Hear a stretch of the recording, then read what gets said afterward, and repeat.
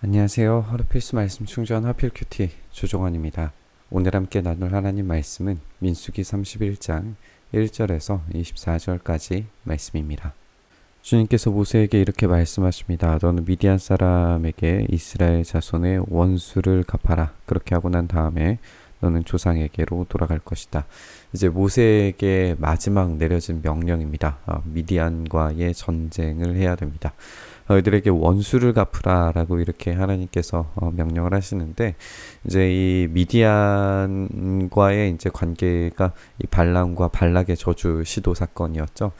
그 시도는 실패했지만 이스라엘을 음행과 우상숭배에 빠뜨리고 치명적인 연병 때문에 이제 죽어나가게 만드는 데에 성공을 했었습니다. 이제 하나님께서 그들을 향한 심판을 내리고 계시는 걸 우리가 읽게 되는 거죠. 그래서 이 전쟁은 단순한 정복 전쟁이 아니라 명예와 거룩을 위한 전쟁입니다. 모든 것을 진멸하는 이 헤렘이라고 하는 전쟁인데, 이 헤렘 전쟁으로 진행이 되게 될 겁니다. 이 헤렘 전쟁, 모든 것을 진멸하고 모든 생명을 죽이는 것이 굉장히 잔혹한 설명으로 이해되기 때문에 도덕적인 이 해설이 지금 우리의 시점에서 또 이런 도덕적인 판단에서는 도무지 이해되지 않는 전쟁이기는 합니다. 하지만 당시의 문화로 생각했을 때에 이런 헤렘 전쟁은 일반적이었다라고 그렇게 말할 수 있습니다. 특별히 공동체의 어떤 정체성과 명예에 관련되었을 때에 이런 헤렘 전쟁은 그 고대 근동 사회에서 일반적으로 일어나는 그런 전쟁이었습니다. 이것은 단순히 약탈을 위한 또 경제적인 이익만을 추구하기 위한 전쟁과는 늘 언제나 차별화되어져 있었어요. 오늘 이 전쟁이 이 거룩한 전쟁으로서 하나님께서 수행하시고 하나님께서 내리시는 심판으로서 수행되는 전쟁이라고 하는 사실을 우리가 기억하면서 본문을 읽어야 됩니다. 모세가 백성에게 말합니다. 당신들 가운데에서 전쟁에 나갈 사람들을 무장시키시오. 미디안을 쳐서 미디안에 대한 주님의 원수를 갚아야 하오.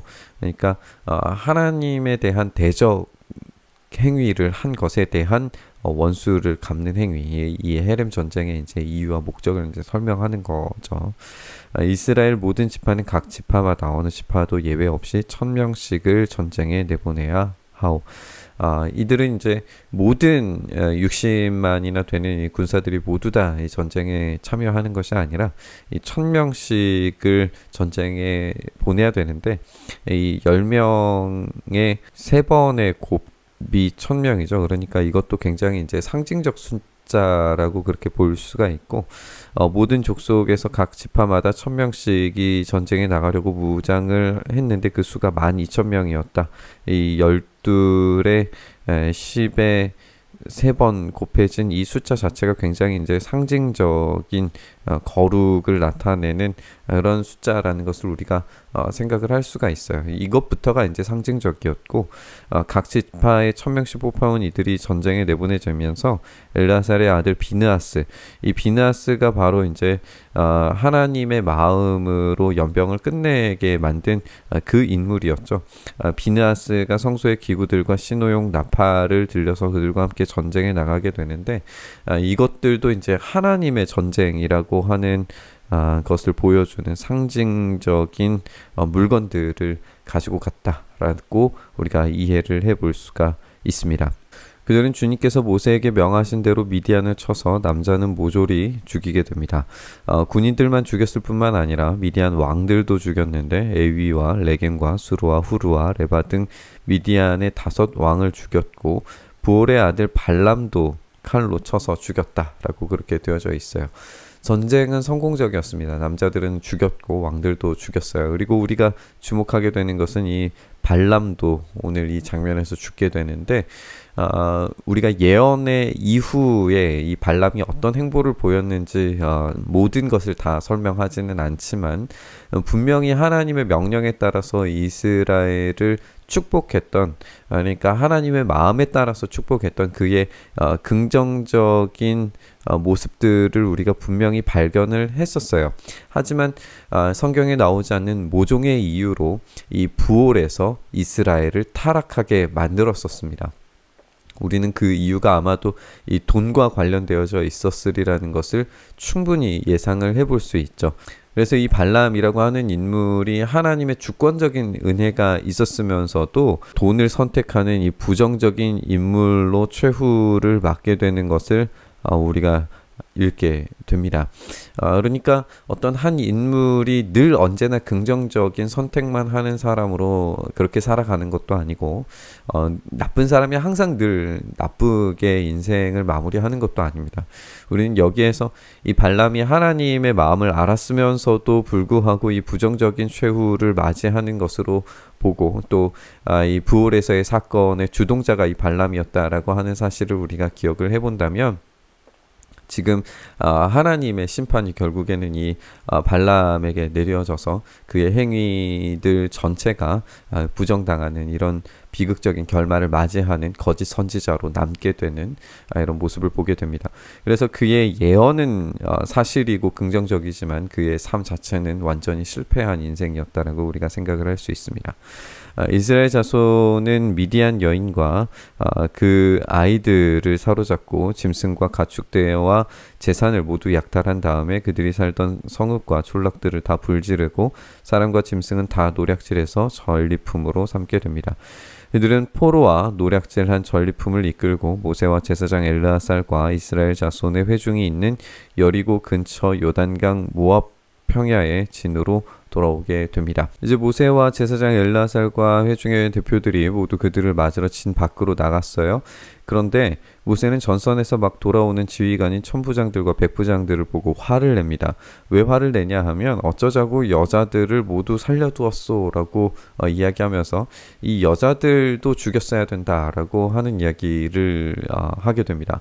이 여자들이야말로 부올에서 사건 때에 발람의 말을 듣고 이스라엘 자손을 꿰어서 주님을 배신하게 하고 주님의 회중에 연병이 일어나게 한 바로 그 사람들이다 라고 하면서 지금 이 전쟁의 목적이 이렇게 이 이스라엘이 속아서 주님을 배신하고 이 연병으로 인한 죽음이 일어나게 되는 그 사건에 대한 복수인데 이 복수의 당사자들이 살아온 것에 대한 화인 것이죠. 이 분노는 이제 이 여자들이 부올 사건 때 발람의 말을 듣고 꿰어서 이제 우상 숭배했다라고 하는 건데 이들이 그만큼 이제 이 미디안의 이 모압 지방에 있었던 이 우상 숭배에 깊이 관여되어져 있는 인물들이었다라는 것을 우리가 생각을 해볼 수가 있어요. 그래서 아이들 가운데 남자는 다 죽이고 남자와 동침해서 사내를 안 일이 있는 여자도 다 죽이라고 이야기하는데 여자들 가운데서 남자와 동침하지 않아 사내를 안 일이 없는 이 처녀는 당신들이 차지할 목으로 살려두라 라고 이렇게 이야기를 하는 것을 읽게 됩니다. 일반적으로 조혼 풍습이 살아 있었을 이제 당시를 생각을 해본다면 이 처녀라 하면 우리의 시선으로는 이제 당시에서는 이제 처녀라고 이야기하지만 우리의 시선으로는 아직 어린 여자 아이들이었을 겁니다. 그들의 우상 숭배와 쾌락에 아직 노출이 되지 않은 이들이었을 수 있기 때문에 이 진멸에서 살아남을 수 있었을 겁니다. 이 남자는 이제 민족에 대한 어떤 씨앗이라고 이해되었기 때문에 모든 남자들은 다 죽여야 했고 이렇게 관여되지 않는 이 여자 아이들만 살아남게 되는 이 성경의 표현에 의하면 이제 처녀들만 살아남게 되는 것을 우리가 보게 되죠. 그리고 당신들은 진 밖에서 이래 동안 머물러 있어야 해요. 이 사흘째 되는 날과 이래째 되는 날에는 사람을 죽인 사람과 시체에 닿은 사람과 당신들만이 아니라 당신들이 사로잡은 포로들도 모두 부정탄 것을 벗는 예식을 올려야 됩니다. 이들은 그냥 회중 안으로 들어올 수 없습니다. 정결 예식에 참여를 해야 돼요. 뿐만 아니라 모든 옷가지들, 모든 가죽 제품들, 염소털로 짠 모든 것들, 나무로 만든 모든 것들도 부정탄 것을 벗겨야 하오. 제사장 엘르아살이 전쟁에 나갔다 돌아온 군인들에게 말하기를 이것은 주님께서 모세에게 명하신 법의 율례이요 오직 금, 은, 구리, 쇠, 주석, 납 등 불에 타지 않는 것들은 불에 넣었다가 꺼내면 깨끗하게 되지만 정결하게 하는 물로도 깨끗하게 해야 되고 불에 타는 물건은 모두 물에 담갔다가 꺼내기만 해도 이제 정결하게 된다라고 하면서 이제 입고 있는 옷은 일회째 되는 날에 빨아서 깨끗하게 해야 되고 그렇게 한 다음에야 당신들은 진 안으로 들어올 수 있다라고 이렇게 이야기하면서 그들의 손에 묻은 이 사륙의 피, 시체를 만진 이 부정함들을 씻어내야 됩니다.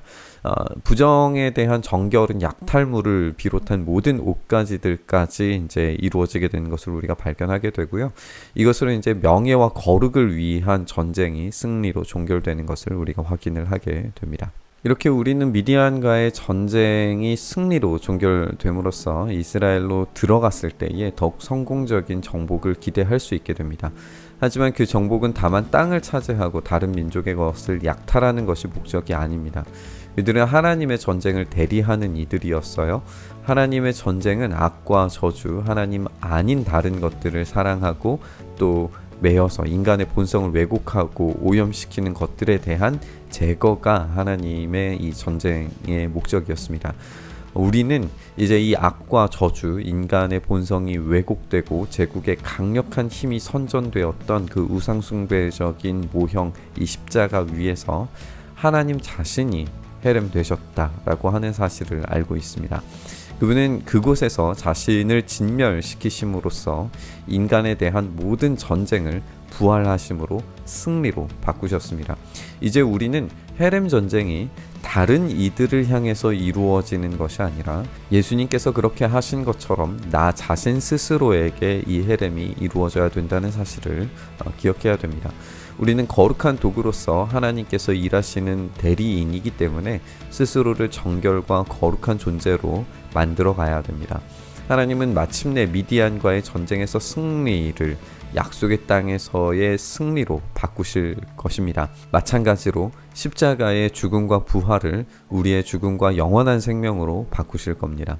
그 은혜의 승리가 우리에게 있고 또 우리 안에 이 정결과 거룩을 향한 전쟁을 포기치 않기를 오늘 결단하면서 묵상의 자리로 나아갔으면 좋겠습니다. 주님, 그 승리를 허락하신 것처럼 우리 안에서도 죄와의 전쟁에서 승리할 수 있게 하여 주시옵소서. 우리의 연약함과 무력함 가운데에서 다시 일어나 주님의 전쟁을 온전히 수행할 수 있는 거룩한 하나님의 대리자로 온전히 설 수 있도록 주여 은혜와 긍휼을 더하여 주시옵소서. 이렇게 우리의 삶을 붙들어 주셔서 하나님의 아름다우심 안에 오늘도 거하며 승리할 수 있게 하시기를 간절히 바라고 소망하며 우리 주님 예수님 이름으로 기도드리옵나이다. 아멘.